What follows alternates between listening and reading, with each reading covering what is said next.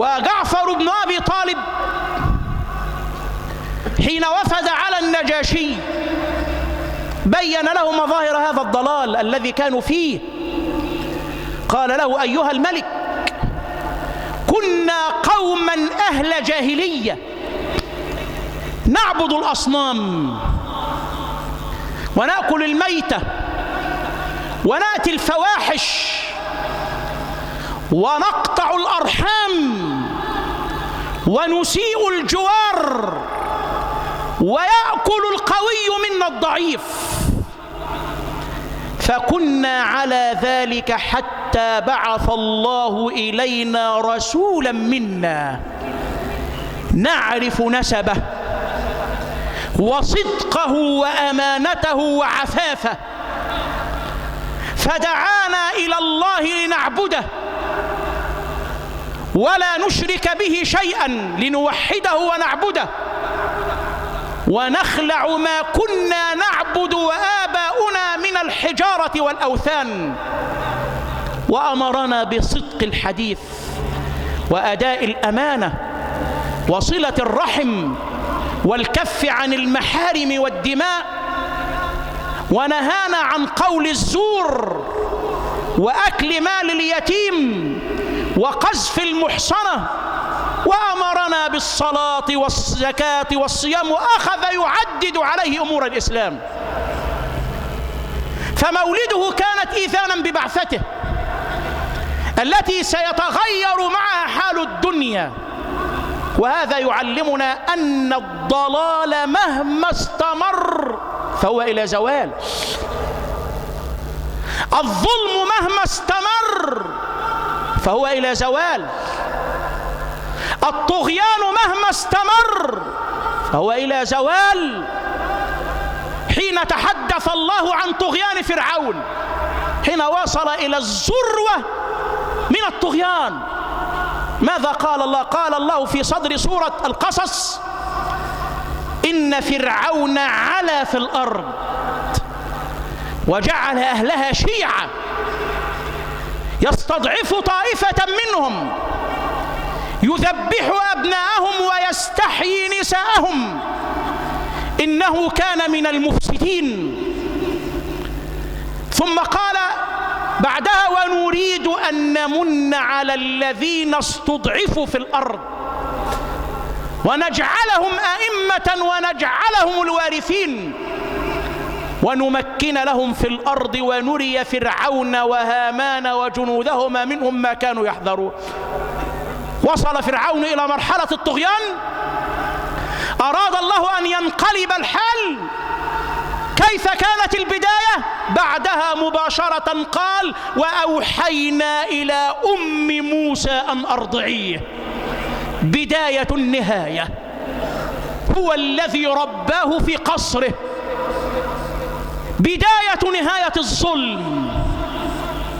الظلم لا يدوم، والله قال: لا يغرنك تقلب الذين كفروا في البلاد، متاع قليل ثم مأواهم جهنم وبئس المهاد. طول فترة الظلم لن تقلبه إلى عدل، طول فترة الباطل لن تقلبه إلى حق. الحق هو الحق وإن كان في التراب، والباطل هو الباطل وإن علا عند السحاب. الحق هو الحق وإن حورب أهله، وإن ضيق على أهله، وإن كممت أفواههم.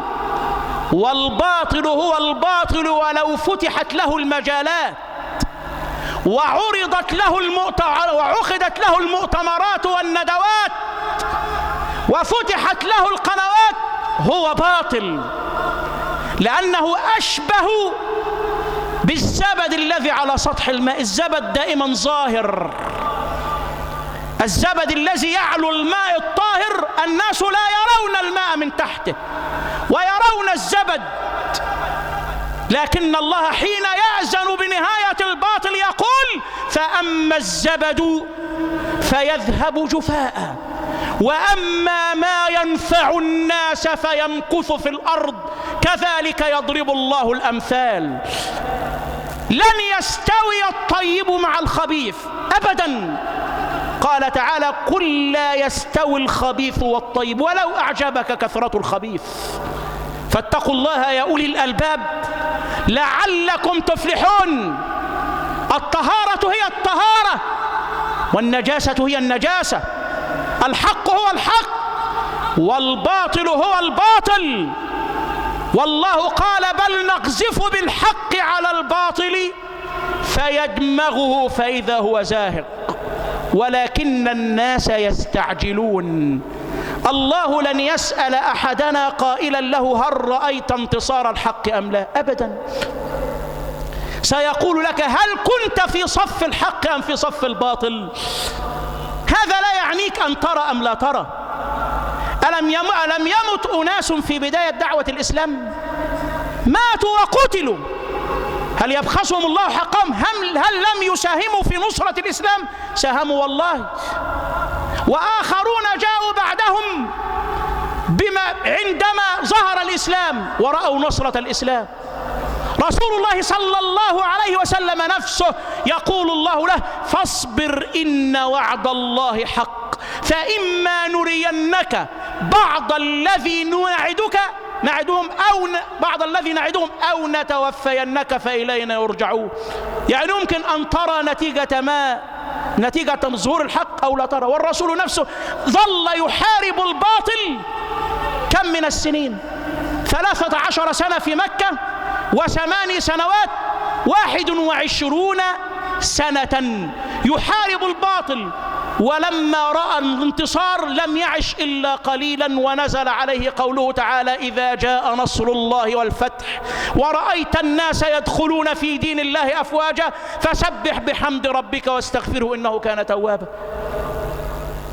فهذا لا يعنيك. كن مع الحق وإن كان ضعيفا، ولا يغرنك انتفاش أهل الباطل، فالباطل هو الباطل وإن كان عند السحاب، والحق هو الحق وإن كان في التراب. إن الجواهر في التراب جواهر، والأسد في قفص الحديد أسود. الذهب إذا وضع في التراب هو ذهب، والصفيح إذا أتيت به وغلفته في أفخم علبة هو صفيح. لن ينقلب إلى ذهب أبدا، لن ينقلب إلى ذهب أبدا. فنتعلم من مولده ألا نيأس، وأن كل ظلم له نهاية، وأن الفرج قريب، وأن الله قال: فإن مع العسر يسرا، إن مع العسر يسرا.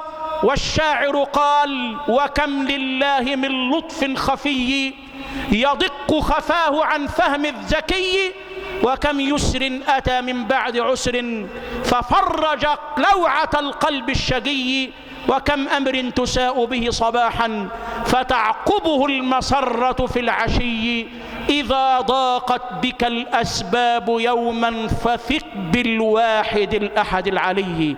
نسأل الله العظيم رب العرش الكريم أن يرينا الحق حقا ويرزقنا اتباعه، وأن يرينا الباطل باطلا ويرزقنا اجتنابه.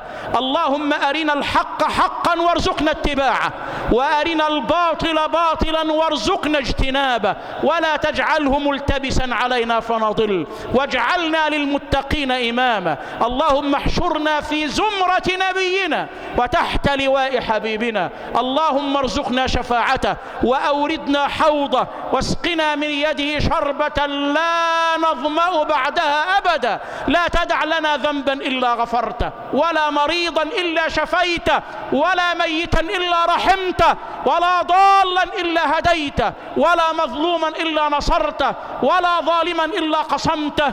اللهم اجعل لنا من كل ضيق مخرجا، ومن كل هم فرجا. اللهم هيئ لنا من أمرنا رشدا، واجعل لنا من أمرنا يسرا. ربنا لا تؤاخذنا إن نسينا أو أخطأنا، ربنا ولا تحمل علينا إصرا كما حملته على الذين من قبلنا، ربنا ولا تحملنا ما لا طاقة لنا به، واعف عنا واغفر لنا وارحمنا.